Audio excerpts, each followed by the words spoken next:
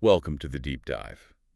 Today, we're tackling a really significant, and let's be honest, very dark chapter of history, the life and rise of Adolf Hitler. Indeed. And our main source for this is, interestingly, a very comprehensive Wikipedia entry in Vietnamese. Right, so think of this as our way of unpacking the key moments, maybe some surprising details from that source, and connecting them to the bigger picture. And it's an extensive source, which you really need for a figure like Hitler, someone whose actions had such a profound and devastating impact on the 20th century. Absolutely. Dictator of Germany from 33 until his suicide in 45, leader of the Nazi Party, central figure in World War II and the Holocaust. It's a heavy topic. It is. So let's start at the beginning. Where does the source take us first? It dives right into his early life. Born April 20, 1889 in Braunau am Inn, which was Austria-Hungary then, now Austria. And he was the fourth of 6 children. It's quite sobering that 3 of his siblings died very young. Yeah. And details about his parents, Alois and Clara. Clara was Alois' third wife, and also his second cousin once removed. Yeah, that's a detail. The family moved around a bit too, didn't they? To Passau in Germany when he was just 3. They did. He grew up partly in southern Germany and apparently picked up the lower Bavarian dialect. The source notes this actually influenced his speaking style later on. That's fascinating. A small detail, but it shows how environment shapes you. They returned to Austria, settled in Leonding, near Linz. Even a short spell on a farm. In school. Initially, he was seen as bright, well-behaved, in the local Volksschule. But the relationship with his father, Alois, seems to have been quite tense. Strict discipline. Very. And Alois wanted Adolf to become a civil servant. But Adolf had these artistic ambitions, a real clash there. A classic conflict, almost. The source mentions a failed farming attempt. More moves, even a time in Lambach where he sang in the church choir. Yes. And apparently briefly considered becoming a priest. It's hard to reconcile that image with everything that came later. It really is. Then they moved back to Leonding in 1898. And a really significant event mentioned is the death of his younger brother, Edmund, from measles. Ah, yes. The source suggests this had a profound impact, turning him from, like, a confident kid into someone more withdrawn, sullen, even rebellious. That kind of childhood trauma can really change a person's trajectory. Absolutely. And that conflict with his father over his career path just intensified. Alois had this background in customs, wanted the same for his son. But Adolf hated the idea of a bureaucratic life. Mm-hmm. He was forced into a real schule in Lensness that's more focused on science and tech, right? Exactly, not the classical arts education he wanted. And he rebelled. Mein Kampf mentions he intentionally did poorly, eventually dropping out. It was defiance. And alongside this personal rebellion, we see the first signs of his German nationalism emerging. Right. He started identifying strongly with Germany, looking down on the Habsburg Empire, this multi-ethnic state he saw as declining. Using the Heil greeting, singing the German anthem instead of the Austrian one. Those are pretty strong signals for a young man. Definitely. Then his father died suddenly in 1903. Did that change things for him academically? His studies apparently declined further initially, but his mother, Clara, then allowed him to leave school. So, less direct pressure, perhaps. He transferred to another real schule in Steyr in 1904, showed some improvement briefly. Yeah, but finished 10th grade in 1905 with no real plans for higher education or a career. Sort of adrift. Which leads him, naturally, to Vienna. Vienna, yes, 1907. Moves there with some financial help from his mother, still dreaming of being an artist. But then, the big rejection. Failed the entrance exam for the Vienna Academy of Fine Arts. Twice. Twice. That must have been crushing. And the advice was to try architecture. Yeah, apparently his architectural drawing showed promise, precision. Yeah. But he didn't have the necessary high school diploma for that either. So doors kept closing, that sense of rejection, of being overlooked. You can see how that might fester. Definitely. And then more tragedy. His mother died of breast cancer in December of 1908.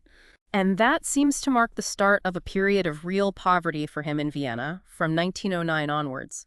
Homeless shelters, men's hostels. Relying on soup kitchens. Quite a stark picture. He did odd jobs shoveling snow, carrying luggage. But he kept trying with art, selling watercolor landscapes to tourists. The source describes them as almost photographically accurate, but weak on human figures. Again, that architectural focus, perhaps. More technical than, say, emotional. And alongside this artistic struggle, he's soaking up the culture of Vienna, architecture, music, especially Wagner. He saw Lohengrin 10 times, apparently. Wow. But Vienna was also where he first really encountered racist and anti-Semitic ideas, wasn't it? Absolutely crucial period for that. The source points to the influence of populist politicians like Mayor Karl Lueger. Lueger exploited anti-Semitism and German nationalism for political gain, right? Very effectively. And the Mariahilf district, where Hitler lived, was apparently a hotbed of German nationalism. Also mentions Georg Ritter von Schonerer, whose anti-Catholic views led Hitler to admire Martin Luther. It's a complex mix. And he was reading local newspapers, pushing prejudice, fearing Jewish immigration from Eastern Europe, things like the Deutsches Volksblatt.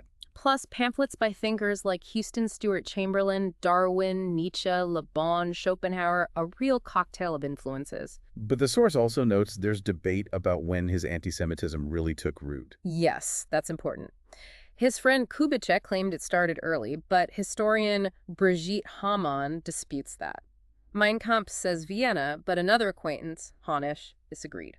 There's even evidence he knew Jewish people in Vienna. Right. And historian Richard J. Evans suggests it might have developed fully after World War I, linked to that stab-in-the-back myth. The idea the army wasn't defeated, but betrayed. So it might have evolved, hardened over time, rather than being there from day one? Exactly. It wasn't necessarily a fixed point. So after Vienna, he moves to Munich in May 1913, gets his final inheritance from his father. And then tries to dodge Austrian military service. Goes for the medical in Salzburg in 1914. And is declared unfit. His stated reason: didn't want to serve the Habsburg Empire's mixture of races, believed it was collapsing. Again, that German nationalism is very clear. Okay, so World War I breaks out in August 1914. He's in Munich, an Austrian citizen. But he volunteers for the Bavarian army. The source mentions a 1924 report suggesting this was probably an administrative error, as he shouldn't have been eligible. He serves on the Western Front in France and Belgium as a dispatch runner. Not exactly frontline infantry, but dangerous work. Spent a lot of time near regimental HQ, but saw action in major battles. Ypres, the Somme, Arras, Passchendaele. And he was decorated for bravery. Iron Cross, second class in 1914. And then, remarkably, the Iron Cross, first class in August 1918. Very rare for his rank, a Gefreiter. And recommended by a Jewish superior officer, Lieutenant Hugo Gutmann. That's quite something, given his later ideology. It's a stark contradiction, isn't it? He also got the Black Wound Badge. The war was clearly a defining experience for him. He called it the greatest of all experiences. It certainly cemented his patriotism. But the German surrender in November 1918 was a massive shock, a deep personal humiliation for him and many other nationalists. Which fed directly into that stab-in-the-back myth. The army wasn't beaten, it was betrayed by politicians, Marxists, and Jews back home, the November criminals. And the Treaty of Versailles just poured salt on that wound. Yeah. Loss of territory, demilitarized Rhineland, reparations, the war guilt clause. Article 231, he saw it as a profound humiliation. And you can see how he'd later use that sense of grievance politically. Absolutely. The war's end and the treaty's terms were foundational for his post-war political career. So after the war, he's back in Munich, no real education, no career prospects. He stays in the army. Right. And this is where his path shifts decisively into politics. In July 1919, he gets appointed as a Verbindungsmann, an intelligence agent. His job was to influence other soldiers and, crucially, to infiltrate the German Workers' Party, the DAP. A tiny, fledgling nationalist group at the time. He attends a meeting in September 1919, impresses the founder, Anton Drexler, with his speaking ability.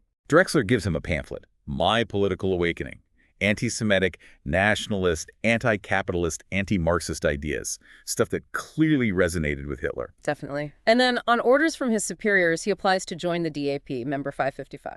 Though the source clarifies they started numbering at 500 to seem bigger, he was actually only the 55th member. A bit of early propaganda. Around this time, he writes that letter to Gemlich, explicitly stating the primary goal should be the removal of Jews.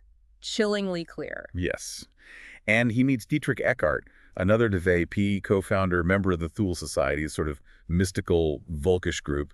Eckart becomes his mentor. Eckart was influential. He helped shape Hitler's ideas, introduced him to Munich society. This is also when the DAP is renamed the National Socialist German Workers' Party, NSDAP, the Nazi party. Trying to broaden its appeal. Yeah. And Hitler designs the party, flag the swastika in the white circle on red. He leaves the army in March 1920, devotes himself full-time to the party. Munich is the perfect base, a hotbed of anti-government nationalist sentiment. And his oratory skills really take off. By February 21, he's speaking to crowds of 6,000 people. They used trucks with swastikas, leaflets, quite modern promotion, really. His speeches attacking Versailles, politicians, Marxists, Jews gained him notoriety. He was becoming a force. But his path to becoming the undisputed leader wasn't smooth, was it? There was internal party conflict. Right. In June 1921, while he and Eckart were away fundraising, the executive committee back in Munich wanted to merge with another socialist party in Nuremberg. Hitler saw this as a threat. He rushes back, dramatically threatens to resign. The committee panicked. They knew they couldn't afford to lose their star speaker. Hitler then dictates his terms. He rejoins only if he replaces Drexler as chairman, and the HQ stays in Munich. A power play. And it worked. It did. The committee agreed. He officially rejoined, then faced down some more internal opposition, with opponents even circulating pamphlets calling him a traitor. But his speeches defending himself won over the members. At a special party congress on July 29, 1921. He was granted absolute power as party chairman, replaced Drexler. The vote was something like 533 to 1. He had control. And he continued honing his skills in the beer halls, didn't he? Mastering populist themes, scapegoating. Absolutely. Using his personal magnetism, his understanding of crowd psychology, historians note his captivating style with large crowds, and apparently a hypnotic gaze in smaller groups.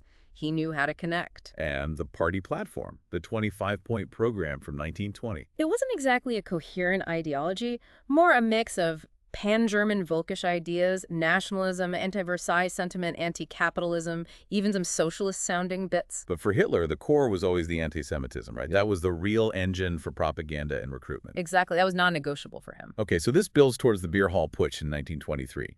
His attempt to seize power in Bavaria, inspired by Mussolini's March on Rome. He had support from General Ludendorff, a WWI hero. The plan was, take Bavaria, then march on Berlin. He tried to get the Bavarian State Commissioner von Kahr, the police chief von Seisser, and the Army General von Lossow on board. But they were actually planning their own nationalist takeover. Without Hitler, they were playing him. So, November 8, 1923, Hitler and the SA storm. A meeting Kahr is holding at the Burger Breukler Beer Hall. Interrupts the speech, announces the national revolution, declares a new government with Ludendorff, forces Kahr, Seisser, and Lossow at gunpoint to support him. Pure theater, but deadly serious. Initially, they seized some key buildings, but the support from Kahr and the others vanished overnight. And crucially, the army and police didn't join the putsch. The next day, Hitler leads a march towards the war ministry. And the police open fire. 16 Nazis, 4 police officers dead. The putsch collapses in bloodshed. Hitler is arrested, tried for treason, but he uses the trial as a platform, doesn't he? Absolutely. Spreads his nationalist message far and wide. Gets sentenced to 5 years in Landsberg prison. But serves only about 9 months. And it's during this time he dictates most of the first volume of Mein Kampf. To Emil Maurice and Rudolf Hess. The book lays out his ideology, his political goals, dedicates it to Eckart. And it's chilling. It proposes this radical racial transformation, calls Jews a bacillus, international poisoners, hints very strongly at extermination as the ultimate solution. The historian Ian Kershaw notes that genocidal intent is already undeniable, even if the exact methods aren't spelled out yet. And the book sold surprisingly well, especially later, published in 2 volumes, 1925 and 26. By 1933, the year he became chancellor, it had sold 1 million copies. So he's released on parole in December 1924. The Bavarian government tries to deport him to Austria. But the Austrian chancellor refuses, citing his German army service. So in April 1925, Hitler formally renounces his Austrian citizenship himself. He's committed to Germany now. The mid to late 1920s are about rebuilding the party, right? But the real opportunity comes with the Great Depression. Yes, the Wall Street crash of October 1929 hits Germany incredibly hard. Mass unemployment, bank failures, widespread desperation. And Hitler and the Nazis were ready. They promised to break the Treaty of Versailles, fix the economy, create jobs, simple messages for desperate times. And the election results you see in the source show it worked. A steady, then dramatic climb in votes and Reichstag seats, especially after the crash. The crisis really shook faith in parliamentary democracy, didn't it? People were looking for alternatives, left and right. Exactly. The moderate party seemed increasingly unable to cope. The Grand Coalition government collapsed after the September 1930 elections. Replaced by a minority cabinet under Heinrich Brüning of the Center Party. And he started governing using presidential emergency decrees from Hindenburg. That reliance on rule by decree became normalized, paving the way for more authoritarian rule later on. It weakened the Reichstag significantly. And in those 1930 elections, the Nazis made their big breakthrough. 18.3% of the vote, 107 seats. suddenly the second largest party. A huge jump. Hitler himself gained more prominence later that year during the trial of 2 army officers accused of joining the Nazi Party, which was illegal for soldiers. The prosecution argued the Nazis were extremists, so the defense lawyer, Hans Frank, called Hitler as a witness. And on September 25th, 1930, Hitler testified, crucially pledging that his party would only seek power through democratic elections, the path of legality. Which, despite the putsch just years earlier, helped reassure some conservative elements, especially in the army. A very calculated move. Yeah. Then came the 1932 presidential election. Hitler runs against the incumbent, the war hero Hindenburg. He courted industrialists, gave a key speech to the industry club in Dusseldorf, securing important backing. Hindenburg had broad support, nationalists, monarchists, Catholics, Republicans, even some social democrats who saw him as the only way to stop Hitler. Hitler's campaign was quite innovative for the time, wasn't it? Hitler über Deutschland. Hitler above Germany. And he used airplanes extensively, the Hitler flight, one of the first politicians to really leverage air travel for campaigning. He came in second in both rounds, but got over 35% in the final round. A strong showing, even in defeat. Yeah, many SPD voters held their noses and voted for Hindenburg, urged on by Brüning, just to keep Hitler out and preserve the Republic. But the election definitely established Hitler as a major political force. Okay, so the political instability continues. In the July 1932 Reichstag elections, the Nazis become the largest party, 37.3%. But still no stable majority government possible. Hindenburg dissolves the Reichstag again after just one session in September, continues ruling by decree. Then another election in November 1932.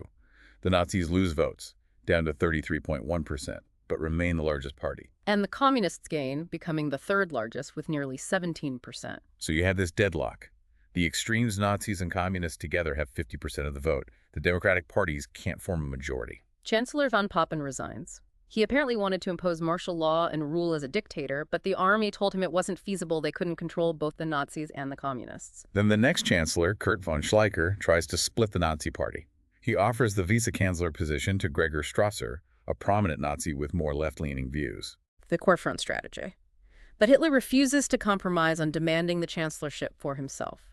He keeps the party unified, partly through emotional appeals. Strasser resigns in frustration. So Hindenburg's conservative advisors keep trying to bring the Nazis into government, but without making Hitler chancellor, they just couldn't figure it out. They underestimated his resolve and his political skill, or perhaps desperation pushed them. And finally, the maneuvering leads to January 30th, 1933. Hindenburg appoints Hitler as chancellor. But in a coalition cabinet, most ministers were from the conservative DNVP, as agreed. But the Nazis got crucial posts. Wilhelm Frick as Minister of the Interior Control over Police nationwide, and Hermann Göring as Prussian Minister of the Interior Control over the Police in Prussia, the largest state. So despite being a minority in the cabinet initially, they held the key levers of power.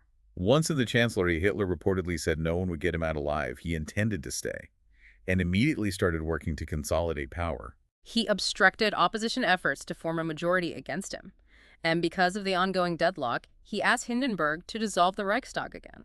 New elections set for early March. And then the Reichstag fire, February 27, 1933. A pivotal event. Göring immediately blames the communists. A Dutch communist, Marinus van der Lubbe, is found at the scene. While early suspicions pointed to Nazi involvement, the consensus now is van der Lubbe likely acted alone. But the Nazis seized the opportunity. Absolutely. The very next day, February 28th, Hindenburg, at Hitler's urging, issues the Reichstag fire decree. Based on Article 48 of the Weimar Constitution, the Emergency Powers Clause. Right. It suspended basic civil rights, freedom of assembly, press, privacy of mail, protection from arbitrary arrest, essentially created a permanent state of emergency. The constitutional document of the Third Reich, as some historians call it. It really laid the legal groundwork for dictatorship. The March 1933 elections were then held in this atmosphere of terror and intimidation by the SA. The Nazis increased their vote to 43.9%. Still not an outright majority on their own. But combined with their DNVP allies, they had a slim majority in the new Reichstag. The new Reichstag opens March 21st at the Garrison Church in Potsdam. The Day of Potsdam. A carefully staged event to show unity between the Nazis and the old Prussian elite, the army. Hitler in a formal coat, greeting Hindenburg respectfully, all about projecting legitimacy. But the real goal was the Enabling Act, the law to remedy the distress of people in Reich. Ermächtigungsgesetz. This was the key. It would allow Hitler's cabinet to pass laws without Reichstag approval for 4 years. And these laws could even deviate from the Constitution. It needed a two-thirds majority to pass. So how did they get it? They used the Reichstag fire decree to arrest all 81 communist deputies, couldn't take their seats. They also intimidated some social democrats. The Reichstag meets on March 23rd at the Kroll Opera House. SA men everywhere, inside and out. A very tense atmosphere. The deciding vote was the Center Party. Hitler apparently assured their leader, Ludwig Kaas, that Hindenburg would retain veto power, a lie. Kaas then announced his party's support. So the vote passes, 441 to 84. Only the Social Democrats voted against it. And that was it. The Enabling Act, along with the Reichstag fire decree, legally transformed Germany into a dictatorship.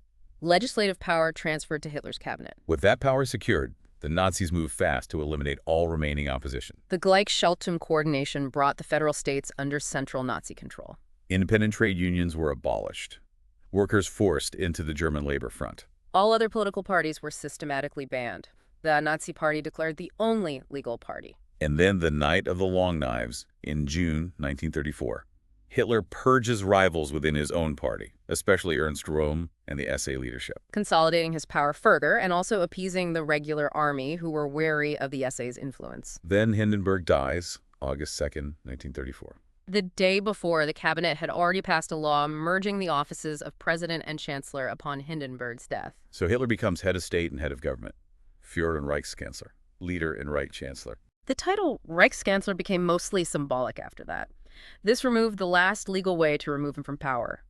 As head of state, he also becomes supreme commander of the armed forces. And the army oath was changed immediately, wasn't it? Swearing loyalty directly to Hitler personally, not the state or the Constitution. Yes, at the urging of the army leadership itself, a crucial step. And a plebiscite was held on August 19th to approve the merger of offices. Which passed with 88% approval, under dubious circumstances, no doubt. Then in early 1938, the Blomberg-Frisch affair. Hitler uses fabricated scandals to purge more top generals who were hesitant about his war plans. Yeah, he takes direct command of the armed forces, creates the OKW, Oberkommando der Wehrmacht, under Keitel, dismisses or transfers dozens more generals. Throughout all this, he maintained a facade of legality. Decrees issued under the Reichstag fire decree's emergency powers, the Enabling Act renewed twice. Reichstag elections were still held 33, 36, 38, but they were complete shams. Single lists of Nazis and approved guests.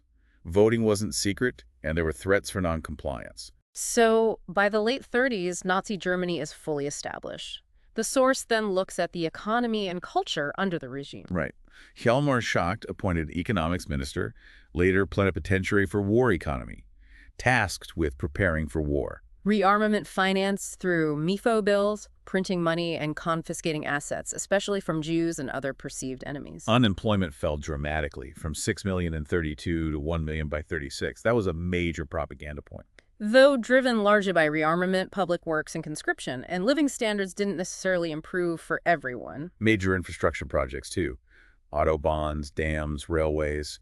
But average income slightly decreased compared to Weimar times, while the cost of living rose about 25%. Working hours also increased as the war economy ramped up. And culture was totally controlled by Goebbels' propaganda ministry. Media, arts, information, all disseminating Nazi ideology and the Hitler cult. Censorship was rampant, book burnings, suppression of degenerate art. The 1936 Berlin Olympics were a massive propaganda exercise, weren't they? Showcasing a peaceful Germany while hiding the reality. Exactly. And organizations like Strength Through Joy, Kraft Dark Freud, controlled leisure time, offering cheap holidays and events, but also ensuring constant indoctrination. Okay, let's shift to foreign policy leading up to the war. Germany leaves the League of Nations in 33. A clear signal. Then, in 1936, the remilitarization of the Rhineland. A blatant violation of Versailles, but Britain and France didn't react militarily. Appeasement. The axis starts to form. Italy and Germany draw closer in October 36, the Rome-Berlin axis. Then the anti-Comintern pact with Japan in November 36. Italy joins later. Hitler abandons any idea of an alliance with Britain, becomes more critical of its leadership. And the Hossbach Memorandum, November 1937. That secret meeting where he lays out his plans for Lebensraum and orders war preparations for the East. Considered his political testament, he believed expansion, seizing Austria and Czechoslovakia, was necessary to solve Germany's economic problems, urged speed before Britain and France could rearm further. Early 1938, after the Blomberg-Fritsch affair, he asserts even more direct control over military and foreign policy. Sacks Foreign Minister Neurath. From this point, his foreign policy is squarely aimed at war. So the diplomatic maneuvers intensify. First, the alliance with Japan is solidified. Yes, Ribbentrop convinces Hitler to drop the alliance with China and fully back Japan. Germany recognizes Manchukuo, cuts off aid to China. China cancels economic agreements in return. Then the Anschluss annexation of Austria, March 1938, followed immediately by targeting Czechoslovakia's Sudetenland. Hitler meets secretly with Konrad Henlein, leader of the Sudeten German Party. They agree Henlein will make escalating demands for autonomy to create a pretext for invasion. Henlein admits he wants to sabotage any understanding to blow up Czechoslovakia quickly. Hitler's goal wasn't just the Sudetenland, but all of Czechoslovakia. He orders preparations for Case Green, the invasion. Intense diplomatic pressure from Britain and France leads Czech President Beneš to offer major concessions. But Henlein's party responds with violence, leading to martial law. Germany's reliance on imported oil makes Hitler pause the invasion plan briefly. Which leads to the Munich Conference, September 29, 1938. Hitler, Chamberlain, Daladier, Mussolini. The Munich Agreement cedes the Sudetenland to Germany. Chamberlain declares peace for our time. Hitler was reportedly furious he wanted war in 38. He saw Munich as a diplomatic setback, strengthening his resolve to deal with Britain later. Ironic footnote. Time magazine named him Man of the Year for 1938. Calling him the greatest threat. Then, March 1939, Slovakia declares independence under German pressure. The next day, Hitler invades the rest of Czechoslovakia. Blatant violation of Munich. Bohemia and Moravia become a German protectorate. Driven perhaps by economic needs for resources. What? Then the Pact of Steel with Italy in May 39. And the bombshell. The Molotov-Ribbentrop Pact, August 1939. The non-aggression pact with the Soviet Union. Shocking, given the ideological gulf. Ribbentrop had assured Hitler Britain and France wouldn't intervene over Poland, but Hitler wanted to avoid a two-front war just in case. Negotiations between the West and the USSR had failed due to mistrust. Molotov replaced Litvinov as Soviet foreign minister and was more receptive to a deal with Germany. Ribbentrop flies to Moscow, signs the pact on August 23rd, and the secret protocol dividing Poland and assigning spheres of influence in Eastern Europe. This freed Hitler's hand for Poland. But then Britain and Poland signed their own alliance treaty on August 25th. Right. That, plus Mussolini saying Italy wasn't ready for war, forces Hitler to postpone the Poland invasion from August 25th to September 1st.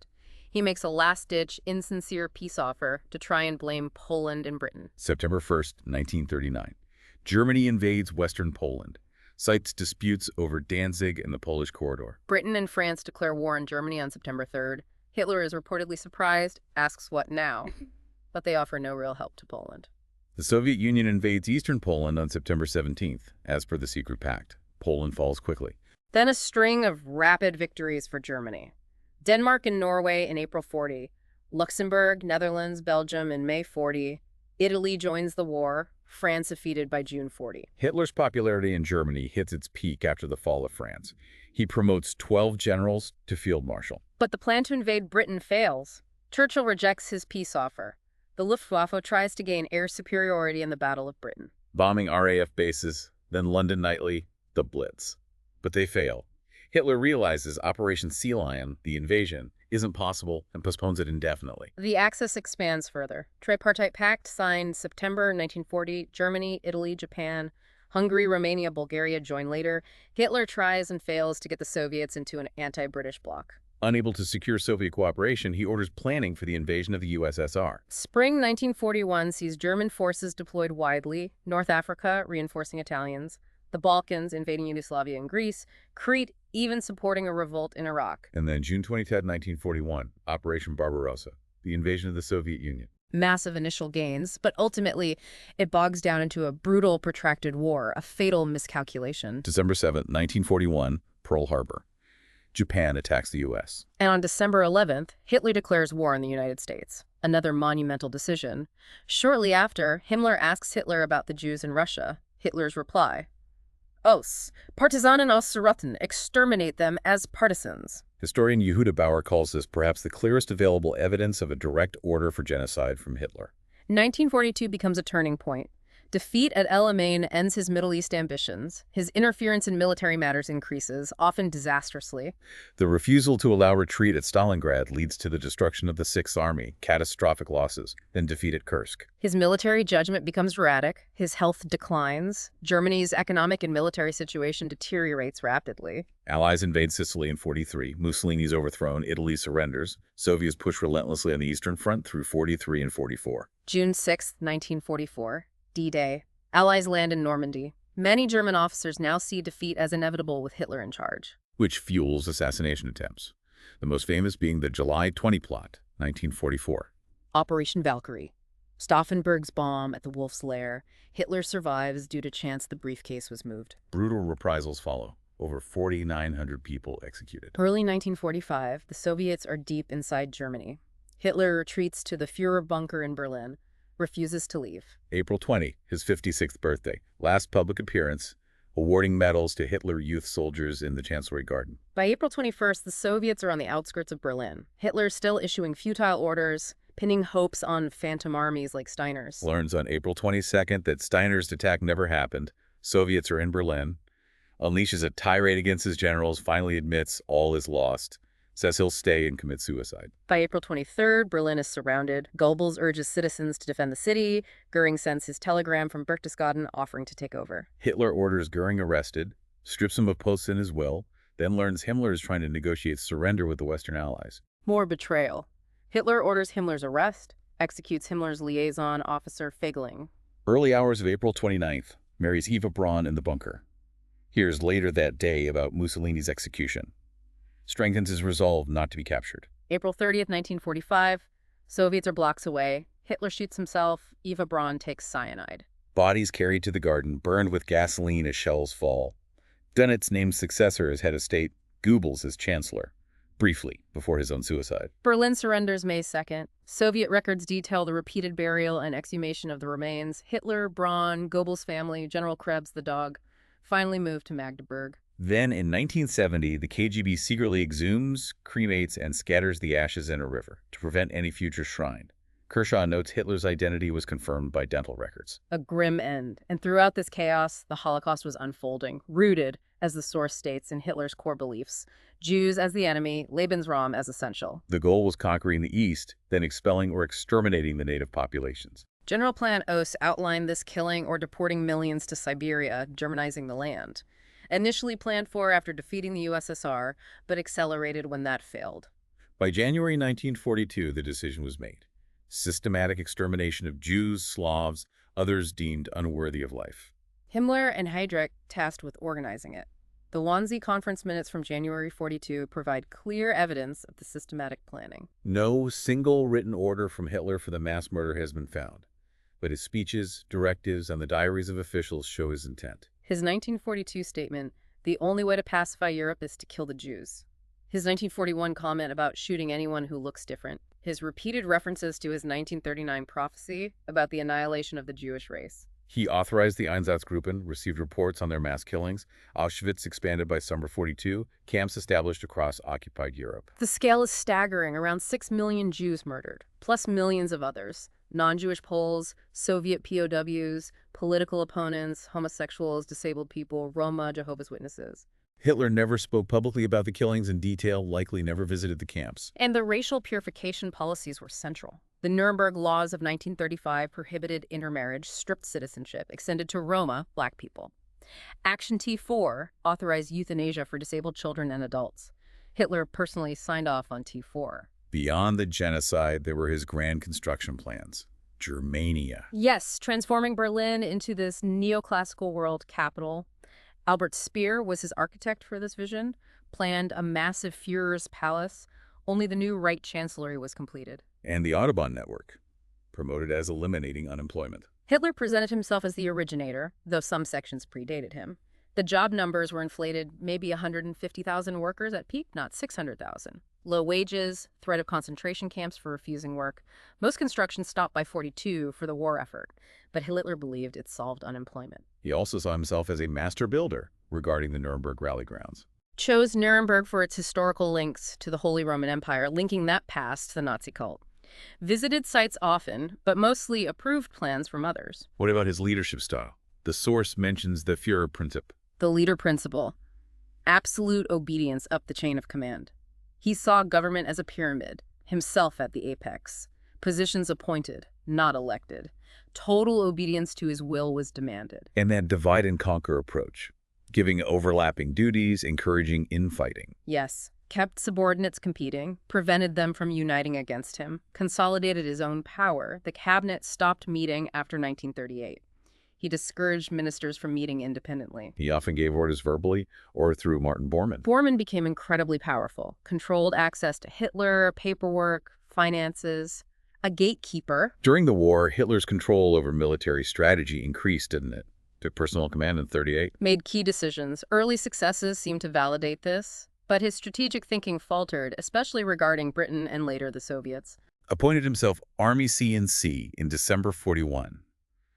Directly ran the war against Russia, interfered more and more. His orders became increasingly detached from reality as the war turned. Slow decisions, demanding futile stands, yet he remained convinced only he could lead Germany to victory. And refused any negotiation at the end, preferred destruction to surrender, and the military largely followed his orders to the bitter end.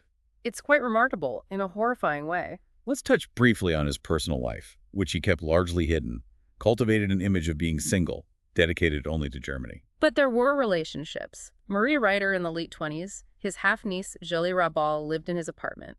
Her suicide in 1931 deeply affected him. Contemporaries suspected an intimate relationship. His sister Paula was the last surviving immediate family member, died in 1960. And Eva Braun, met her in 29, relationship started around 72, kept secret. She apparently attempted suicide over his refusal to marry her publicly. They finally married the day before their suicides. What about his religious views? Complex picture there. Raised Catholic, but stopped practicing after leaving home. Privately, Speer said he was highly critical of Christianity. Never excommunicated, but not religious. Saw religion pragmatically, as a tool. Yes, Speer noted he felt it was needed to stop people turning to mysticism, admired elements of Shinto, even Islam, apparently seeing them as more robust than meek Christianity. Used the church politically when convenient. Publicly praised Christian culture, even talked about an Aryan Jesus. But privately called Christianity stupid nonsense, rejected the mysticism of Rosenberg and Himmler. He was more practical in his own way. And his health. Lots of speculation over the years. Diagnoses suggested range from irritable bowel syndrome to Parkinson's, syphilis, various heart issues, tinnitus. An OSS report called him a neurotic psychopath. Some suggest borderline personality disorder. But more recent analysis suggests he wasn't pathologically delusional, remained aware and responsible for his actions. Right. Eberle and Newman argue that focusing too much on his health can be a distraction from the regime's policies and the societal factors at play. Kershaw makes a similar point. Though his physician, Morell, gave him a huge cocktail of drugs, stimulants, opiates, sedatives, and the 44 bomb blast caused physical injuries. And footage clearly shows the tremor and shuffling gait in his last years, consistent with Parkinson's, which doctors diagnosed in the bunker. So his legacy. His suicide seen as breaking a spell. Support collapsed. Few mourned him. National Socialism burst like a bubble, as one historian put it. Kershaw calls him the incarnation of modern political evil. The destruction was unprecedented. WWII devastated Europe, Germany in ruins, stunned to null. Unimaginable human suffering. Rummel estimates 19.3 million civilians and POWs killed by the Nazi regime through genocide and democide. Another 28.7 million died in military operations, the bloodiest conflict in history. Evil is a word often used by historians and philosophers to describe the regime. Understandably.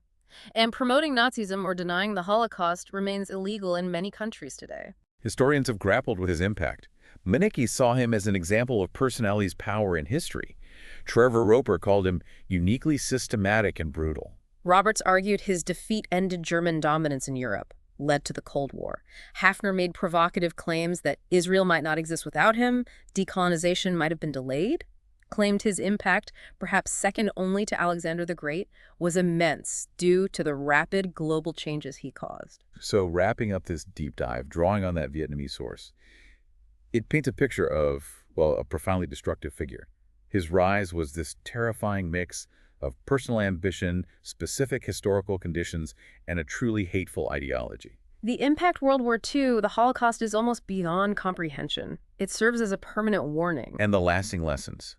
What does understanding his path tell us about power, about ideology, about the dangers of extremism today?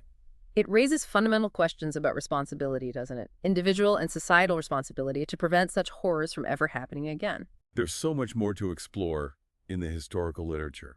We really encourage you to continue looking into this complex and vital period.